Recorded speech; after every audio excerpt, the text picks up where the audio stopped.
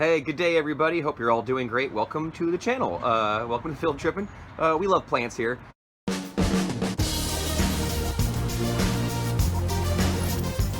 So right here I have a beautiful Aeonium, actually that is growing from a cutting originally, from a cutting of a cutting. But it's doing really well. However, I kind of want to actually remove it, oddly. You can see it's in a little wine barrel here. I'd cut out some of the old lily flower stalks from the summer. The bulbs are still in there. I might even have some cyclamen bulbs in there as well. But what we're going to plant today is some pansies. It's getting cooler here. It's now fall. The weather's getting a little bit chillier, and so the flowers are changing out. And so what I actually want to do, and I'm going to put in some pansies in here and make it look really pretty, maybe add some soil, rip out anything that doesn't belong in there. But what we're going to do is we're actually going to remove this entire beautiful Aeonium. But don't worry, my friends, it's not going to go to waste. We are actually going to take cuttings of all of these. I'm going to show you how. It's really simple. We've done it many times before, and it works great. These will maybe be turned into some nice Christmas gifts for the holidays. You know, nice holiday treat. We'll get these into cuttings and maybe little containers and be able to give them away to friends and family and let them know how much we love them. And then hopefully they can take it home and grow it as well and then give it to the people that they care about. I'm out here hanging with my bud. I'm doing this one-handed, so it may be a little tricky. So first things first, we're going to take cuttings actually of all of these. And I know you're probably like, don't do it. But you can actually see there's already a lot of aerial roots forming. So even a beauty like this one right here, just, you know, don't be shy. We're going to cut it, put that to the side, cut it, put it to the side. We can actually cut them back more later if we need to shorten up those stems, which I undoubtedly will. Even this big one right here. Hey there, friend, you're coming with. Oh, I'll find you on the other side. We'll meet you on the other side. So I'm basically just going to cut all these out and back real hard. I do like this plant. It's a beauty. Oh my gosh, I'm on a busy street, aren't I? We're on a busy street, aren't we? It's not this loud normally. Okay. So, you know, you see this one. You look at the color difference between the ones that don't get a lot of light and the ones that do get a lot of sunlight. So if you grow them and you notice that they're not getting as that deep crimson, you know, kind of burgundy in their leaf, it looks kind of like that. It's not even a different variety in this case. Exact same plant. It's just this one was on the interior, not getting a lot of sunlight, not photosynthesizing quite as rigorously as these wonderful portions are. But you know what? We'll take that guy as a cutting as well. So we're actually, like I said, just keep cutting, cutting, cutting, cutting. You could actually snap these if you wanted to, if you didn't have pruners like this. I'm actually going to cut it back pretty hard at this point. So you could actually grow more of this from this just fine. So we'll set that aside, but you know, you don't have to keep every last piece, especially if you have so many wonderful pieces. I'm going to cut that back. Oh, there we go. I don't want to disturb the soil too much here, although we are going to add some stuff to it.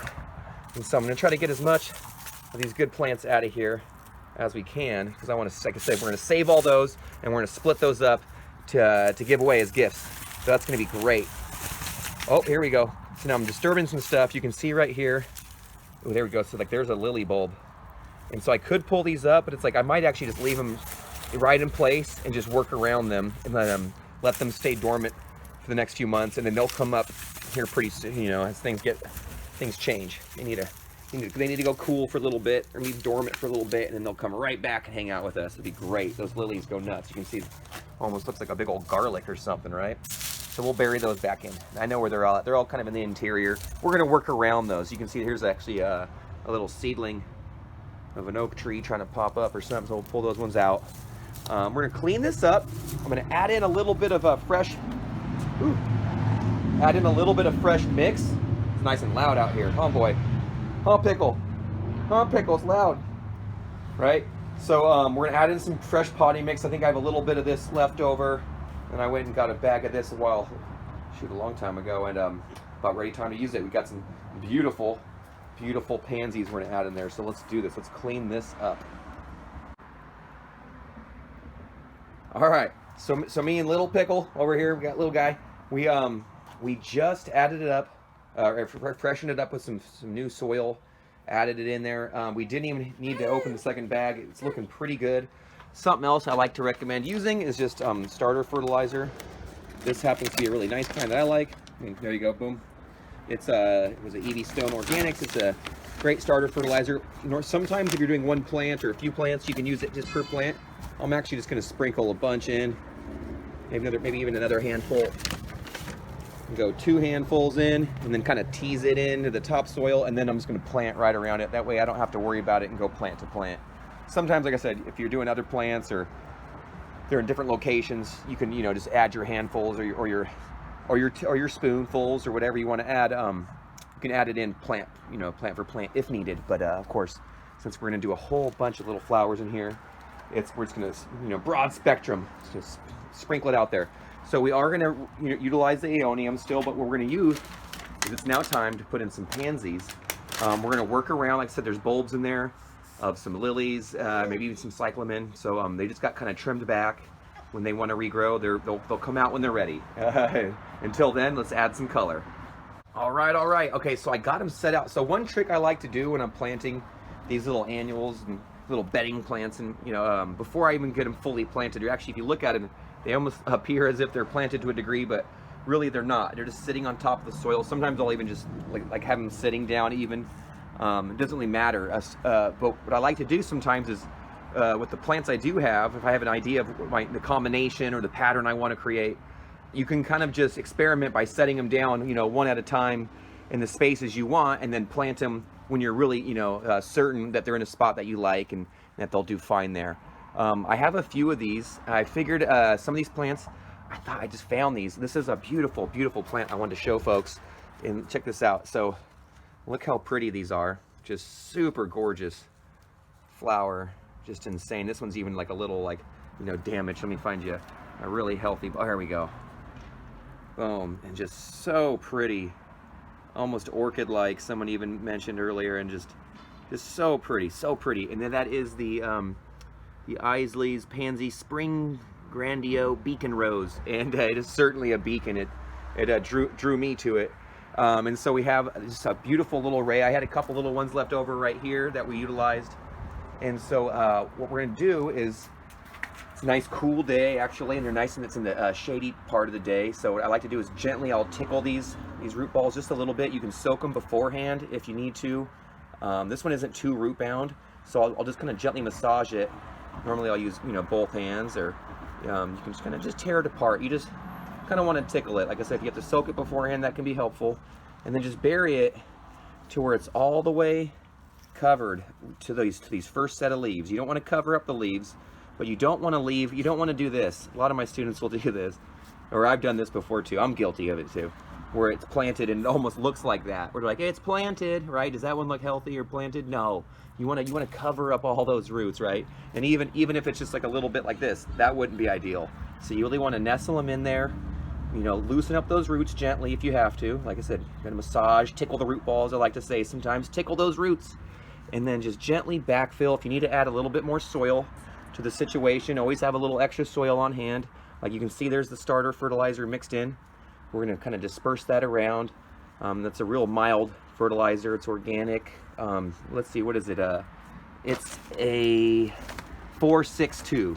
So 4% nitrogen, 6% phosphorus, 2% potassium, and it's really good for early root development. I know it has mycorrhizal fungi infused in it, and so it's good to go.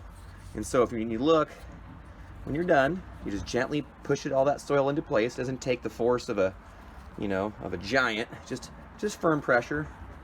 So that way when you water it, the soil doesn't just wash away, but like, see how the roots are all covered, but the leaves are not. And that's what you want. So I'm gonna go through here and I'm gonna plant all those just like this. I think it's gonna turn out to be a good little garden. We're not gonna disturb the bulbs below, the lilies. They'll pop up when they're ready to in the spring. So we got a couple little extras right here for the middle. And even if you don't have to always fill every last inch of your pot with color the day you plant it, you want to realize your plants are going to get bigger. So even though these plants seem a little spaced out, realize this plant is going to take up this much space in a handful of weeks or months. Same thing as this one. It's going to want to venture out, as well as the center one. So having a little bit of space for your plants at this point in their life is okay. I know a lot of folks get really excited and they want that, that pot, all those potted plants to just look super thrilling and lush and full and perfect and done the first day. But really, if you give your plants a little bit of space, the ones that you have chosen to go in there will end up doing, you know, pretty well, I think, you know, in comparison to being in competition on day one. You know, they've already done that in the containers. You'll notice when you get your plants out of the containers and into some soil, they always kind of take off a little quickly. They have a little growth spurt, and that's kind of fun to see. So I'm just going to kind of gently, one-handedly push these back in here. You can see I kind of trimmed back most. So I did trim back some of the lilies here, but you can see a little bit of that stem coming up. I'm trying not to, you know, mess with them too much. And like I said, I do have some cyclamen just below the surface. I didn't, you know, when I added this extra layer of soil, I kind of just, I layered it on top. I didn't really cultivate it in deeply or too deeply. I didn't want to disturb the pre-existing bulbing flowers I have in here.